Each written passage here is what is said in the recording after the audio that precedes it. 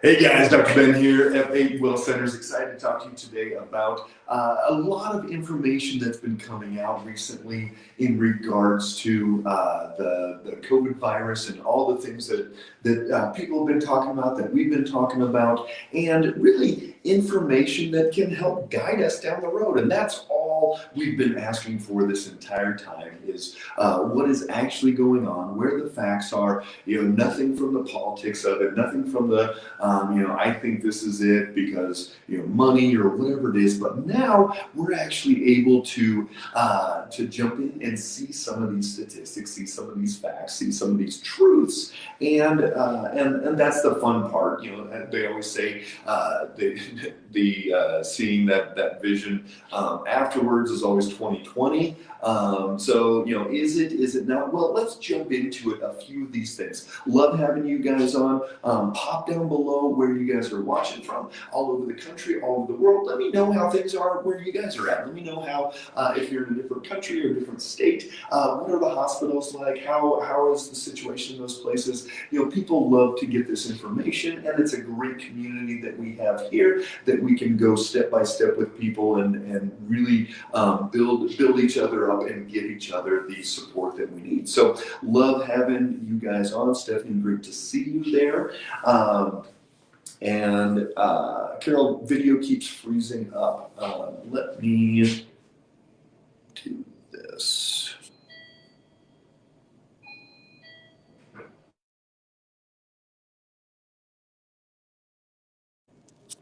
All right.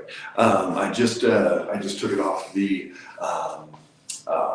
Wi-Fi there. Hopefully that is better. So let me know if the mine's not freezing. Okay, awesome. All right, guys. So here's what we're looking at.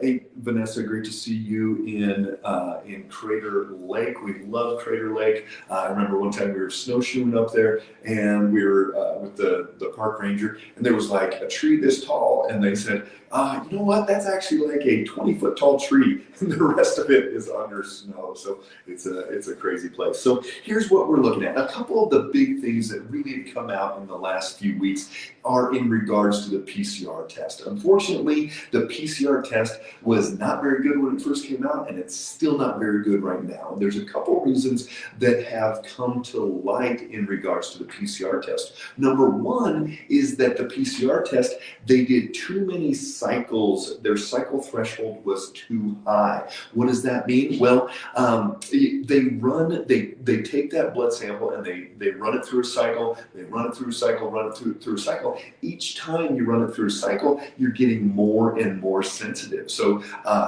anything over, and I've seen reports of 25 to 30, somewhere in that range, anything over that, and a lot of these labs are running 38 up to 42 cycles, anything over that 30, 32 cycle, you're going to be picking up a whole lot of who knows what. It's too sensitive. It may just be little molecules that aren't even, they're fragments that are not a true virus, a true infection. So number one was that PCR test was way too sensitive. So we were getting a lot of false positives. I mean, maybe somebody had an infection, but it was so mild, so little material in there. Hey, Joni, great in West Virginia, great to see you, and Jamie in Cleveland. That PCR test, the cycles were too sensitive, and so we were not getting good data for a lot of this. And so, really hard to tell, what these other waves of COVID were like. Number two, on the PCR test, this just came out in the last couple of weeks as well, is that the PCR test, it's not good. This is why they're saying that you don't need a retest to go back to work or anything like that, a negative test, because for a PCR test, it can be up to 12 weeks that somebody is still positive on that PCR test after they are done with that infection. So what does that mean? Well, if you are you have this virus, you're ready to go back to work, or you get stuck in Mexico and they're like, oh, you had COVID in the US 2 months ago, and you're coming back from Mexico and you do a PCR test, you could still be positive, even though there's no way that you're still contagious. contagious, no way that you still have this going on at all. Hey, Peter, great to see you as well. Love having you guys on. Pop down below any questions you have, any comments, as well as where you guys are watching from. I'll give you a shout out if I see it come up. So the 12 weeks. So how many people, what this comes down to is how many people would go to the hospital for a knee replacement test and still have COVID PCR positive tests from previous, or they had an infection and they're going in for something else. So that now we know that data is all skewed as well, but we know that the PCR test is not a very good test, and it's actually giving us some inaccurate information. So that's when they really started shifting. They started saying, hey, we need to do some other rapid testing. Unfortunately, the rapid testing is not 100% either.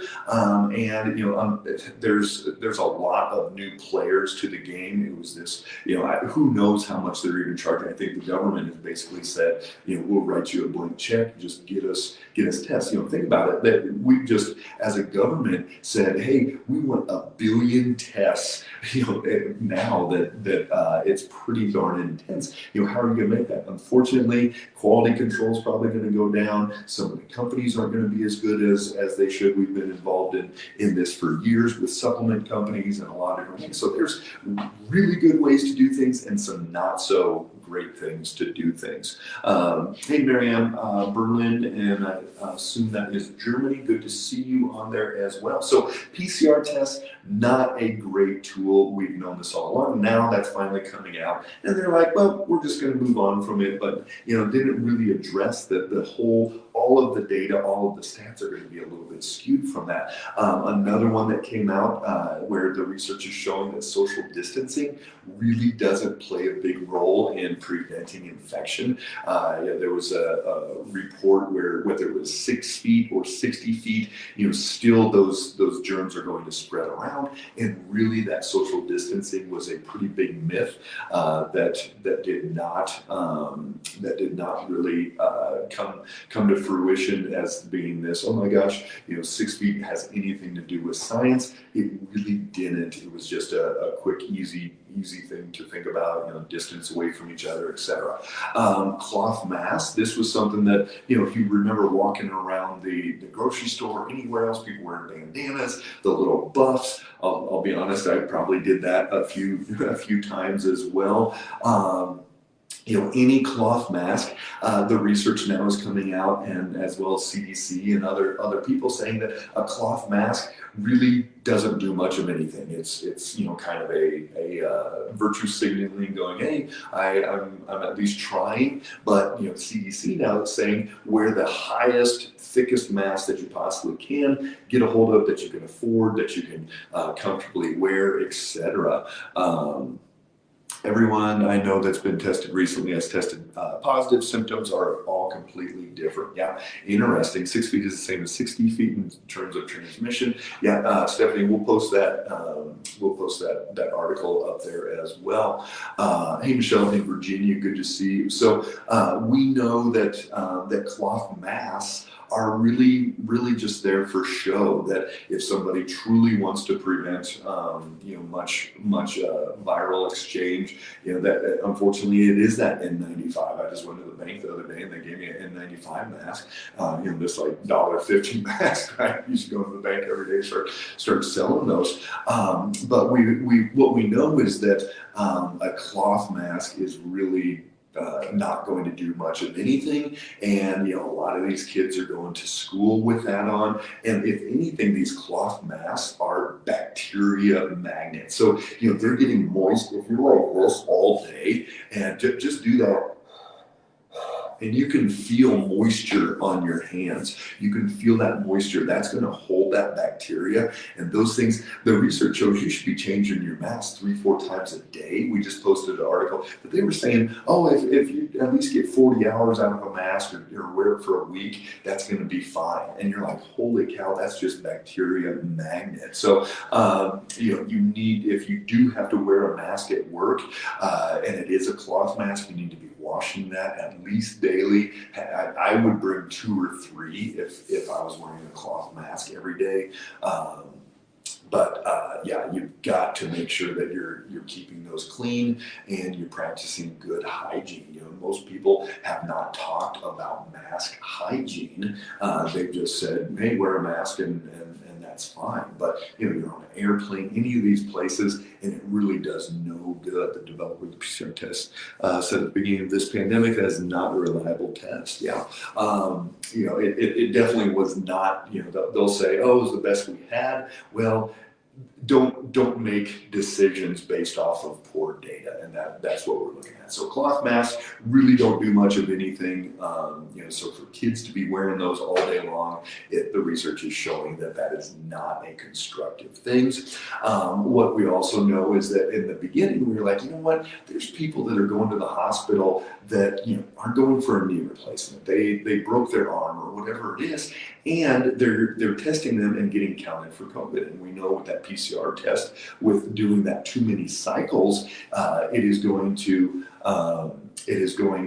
build that up too high, and we're going to see this positive. Teresa, do you believe a healthy person needs to wear any mask?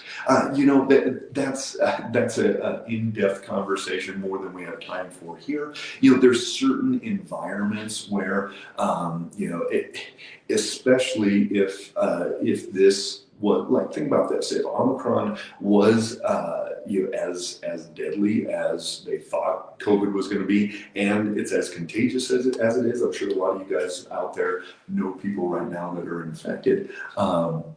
You know, then it could be like, hey, give me a bubble, give me something there if I'm out and in the subway and standing next to people and they're sneezing on you, breathing on you, everything like that. So could there be some protection for somebody wearing that mask? And they, especially in N95, that little electrostatic catching some of those germs potentially. But for a healthy person to be wearing a mask to prevent spread, not sure. As far as that go. Can mild or asymptomatic COVID cause or worsen autoimmunity? What we've seen with autoimmunity is that people that get COVID, and I don't know about the severity of the case, we haven't been able to track that, but some of our patients after having COVID have had an autoimmune flare. And what that does, that virus is going to really rev up that immune system and has that potential to stimulate it. What we also know is that Epstein-Barr virus, the monovirus, gets reactivated in people after they have COVID, and so it definitely can be a big part. Epstein-Barr mono is a huge part of autoimmune, so we know that can be part of it as well. Let's see. Rochester, right? Kristen, getting some snow. Unfortunately, in Colorado, we're not getting snow. We only have about 12 inches total. Our Nashville offices, they've got about 20 inches of snow so far this season. They're actually got more than we do here in Fort Collins. How long is the infected contagious? What we do know, and that's up for debate. The CDC keeps changing things. Now they say 5 days and then mask for 5 days. But what we do know is that the more overweight and unhealthy somebody is, the longer they are contagious. So think about this.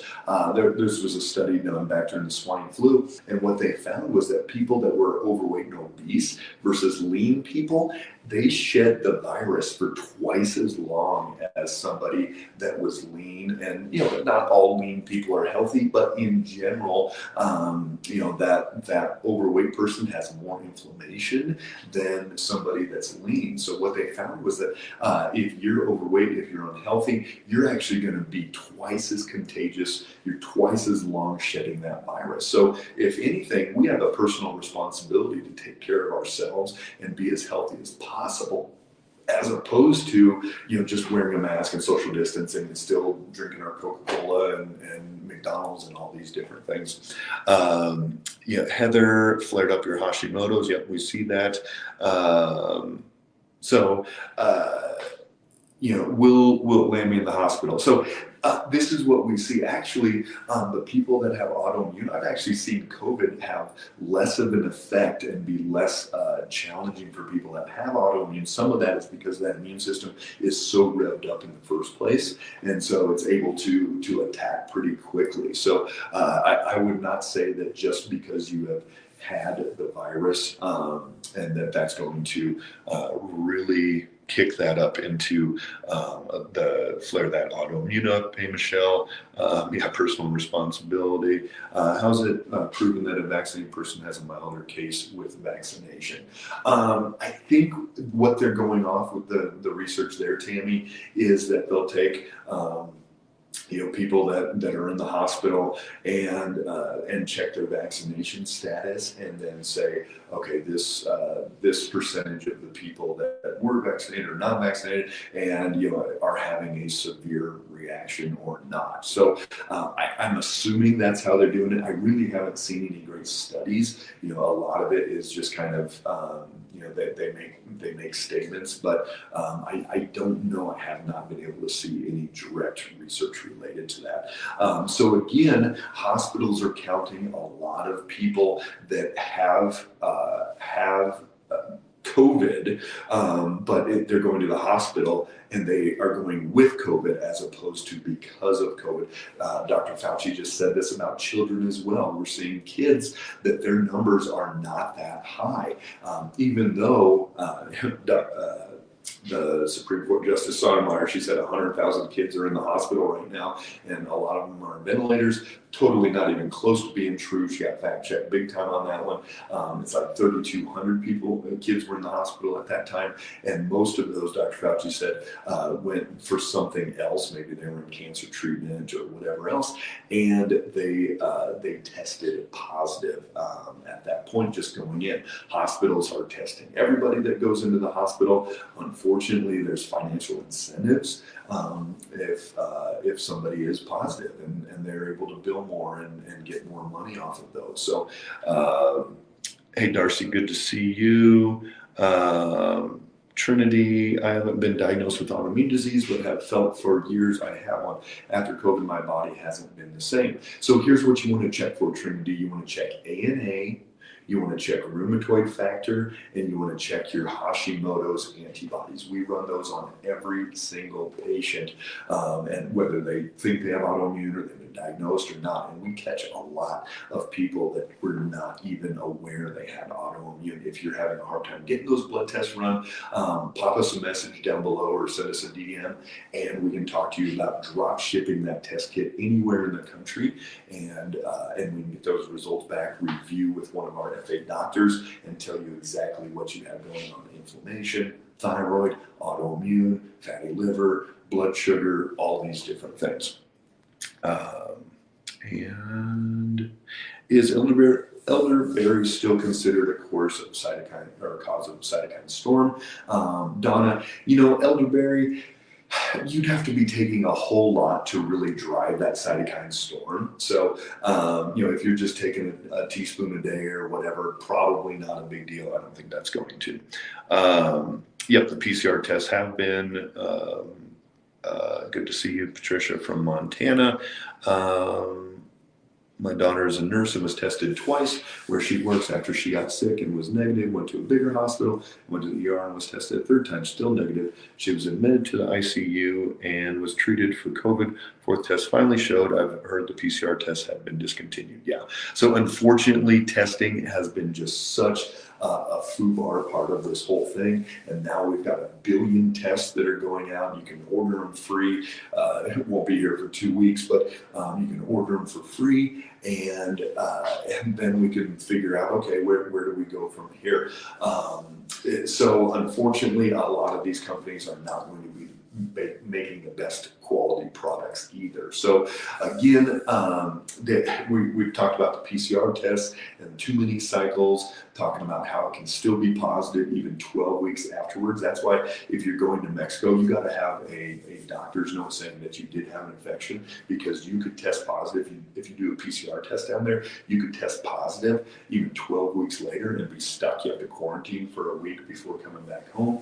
We saw that social distancing, 6 feet or 60 feet, really didn't make that much of a difference. We saw that cloth masks were pretty much junk, moving up from there to just a regular, the kind you get at Costco or Home Depot or whatever that say, these are not intended for medical use, anything like that. Those don't do much of anything. Really, if you want to do some prevention and you want to protect yourself potentially, an N95 would be about the best way to go about doing that.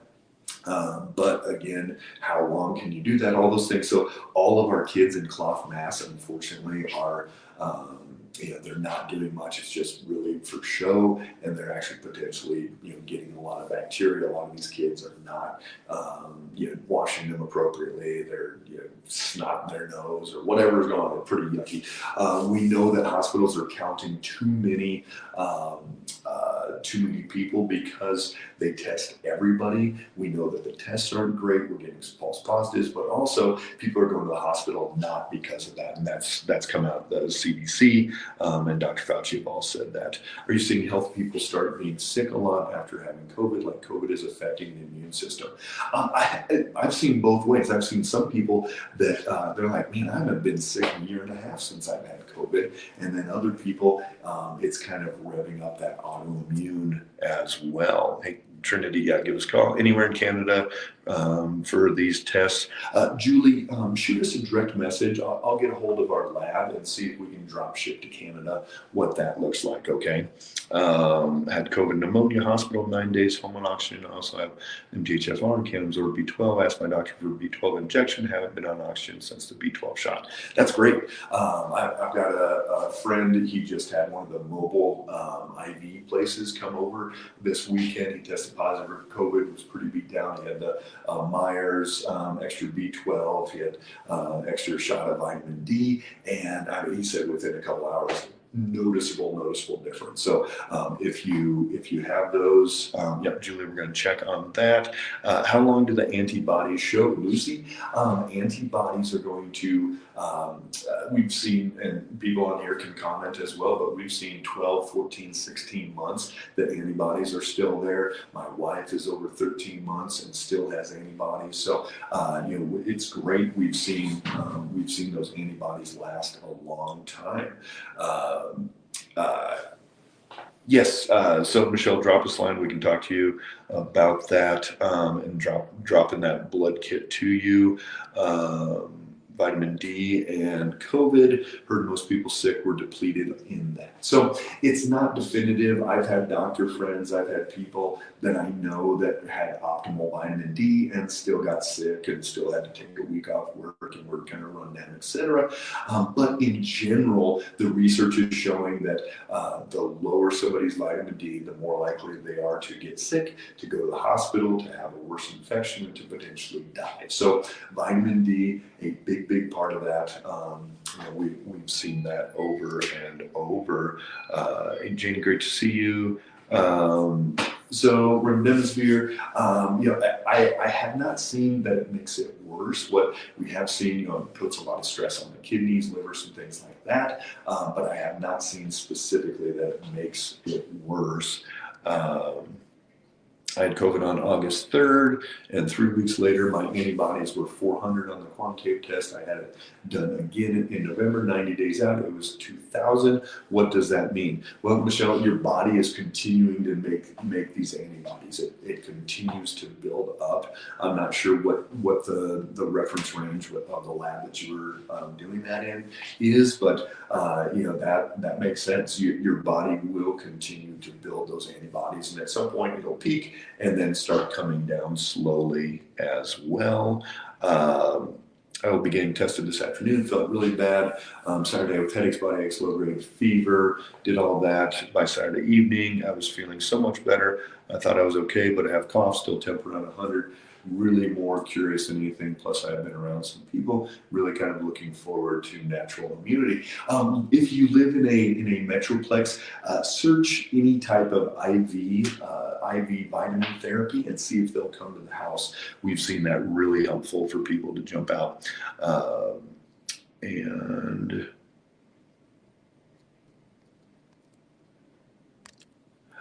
Is there any way to help get your taste and smell back to normal? Mine is still way out of whack. I can smell and taste, but I know they aren't the right smell and taste. So some of the things that we're looking at, zinc, high dose zinc, you can do that. Other people, it's because of the inflammation over over those nerves going down to smell and taste. So really loading up on that anti-inflammatory process, turmeric, fish oil, a lot of different nutrients to get that inflammation down, because there's a good chance that nerve is inflamed. Mobile IV services were a lifesaver for a loved one with COVID this past fall. Would definitely recommend it. Absolutely. So just Google those in your area, and that will be great. Yep, my grandson now has type 1. He got it after COVID. We have several friends that their kids are now type 1 after COVID. What's going on? So again, anytime somebody gets a viral infection, it can drive the immune system. Some people, they'll get not just COVID, but other types of viruses, and they'll get skin reactions. They'll get this immune flare, hives, all types of things. But absolutely, that spike protein can for sure drive autoimmunity, and it can make that immune system go haywire. So unfortunately, Lori, type 1 is very tough to reverse. But don't let them just be told that, well, eat whatever you want and dose it accordingly. You can keep that blood sugar really, really consistent, even on a type 1 person, and insulin dependent, and they can stay within 40 points very, very easily. So let us know if you got any questions on that. Monica, great to see you. And Kristen, mobile IV, which would you recommend? Yeah, I would do that. Myers cocktail is great. That's got a wide variety of different ones. The B12 would be good. Adding if they have like a D3 boost. I don't know of a specific protocol for that. I have not seen one on like the frontline doctors, anything like that. CJ still metallic taste. Yeah, try zinc. See if that'll do it. If you have antibodies, are you protected against Omicron? Trinity, that is a great question. We don't know all the answers on that. If you look at headlines, they'll say, vaccination or prior infection are not protecting as much against Omicron. But go ahead and make comments down below, guys. If you have had a previous COVID infection, are you getting infected with this new variant at this point? That's what I would go off of, what you're hearing from people, because really I don't think anybody knows in the research yet. They haven't completed a lot of those studies yet. Tossie, I have celiac. I am 2 months out from COVID, took ivermectin. I'm just fine now. However, I'm expecting some DH in spots. Do you think the COVID infection stirred up the DH in my system? It could definitely have done that. That spike protein, we don't know exactly how that plays out in the body, so it may have contributed to some of this flare that you're seeing. Remember, celiac is autoimmune. I would check your thyroid antibodies as well, your TPO and your thyroglobulin, and that would be good. Janie, lymphatic system was compromised months after COVID. Can you explain why the mask makes my pulse rate double? I'm asthmatic. So a couple things. Some people, it's an emotional thing where they get anxiety, anything having on the face. My oldest son, he's 17, he can't wear it. It's, gags him, he's like choking. It isn't possible for him to wear a mask all day. So what's happening, it could be the emotional side, but it could also be that you're not getting oxygen like you need to. And so then your body and heart rate is trying to pump faster and get more oxygen around the body because you're not getting as much in. Does it depend on what type of mask you wear?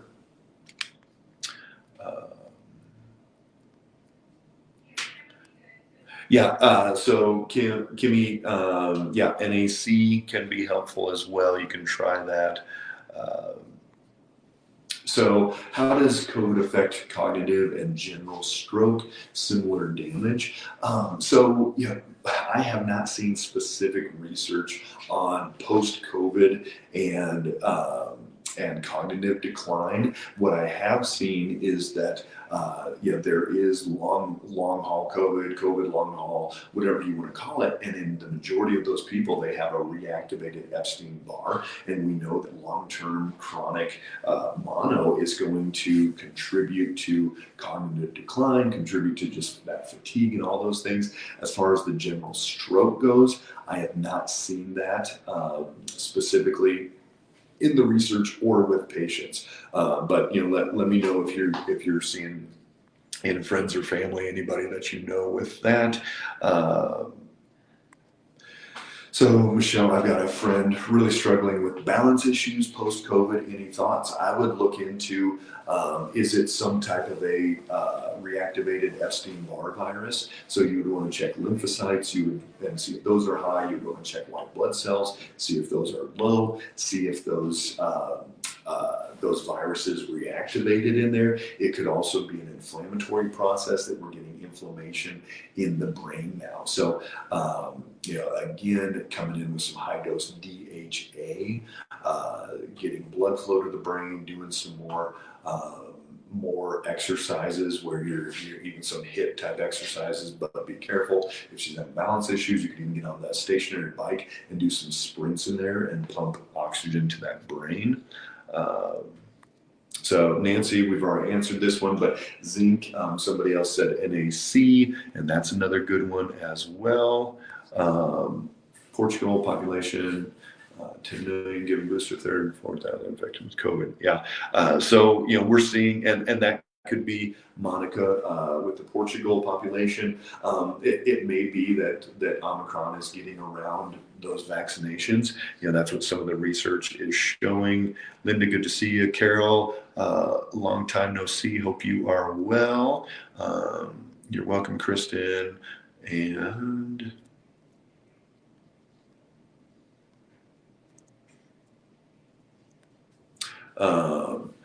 got it back in June, took months to get it back, but it's all just wrong. Laugh aloud.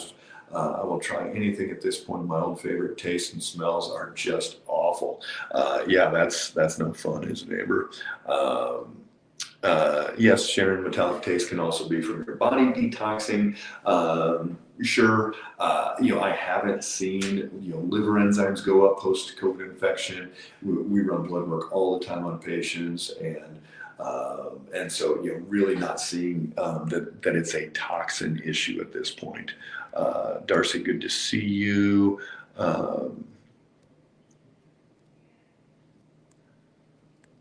How do I find the information on your diet while you are ill with COVID? I have so many friends that are sick and they're just munching on anything they can grab: cheesecake, Little Debbie snacks, and Dr. Pepper. I can't get them to understand that you don't want to throw your body off. So here's the deal.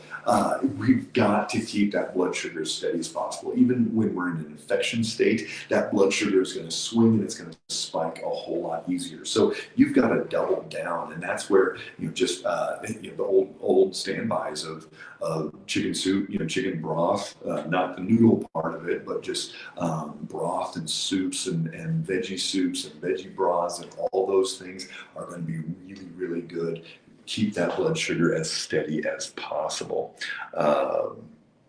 All right, guys, I've got to jump. A lot more questions on here. I'll have Brittany run through and answer as many of those as we can. Love having you guys on. For those of you that have questions about the blood work, send us a DM and we can talk to you about what that process looks like. So stay strong out there.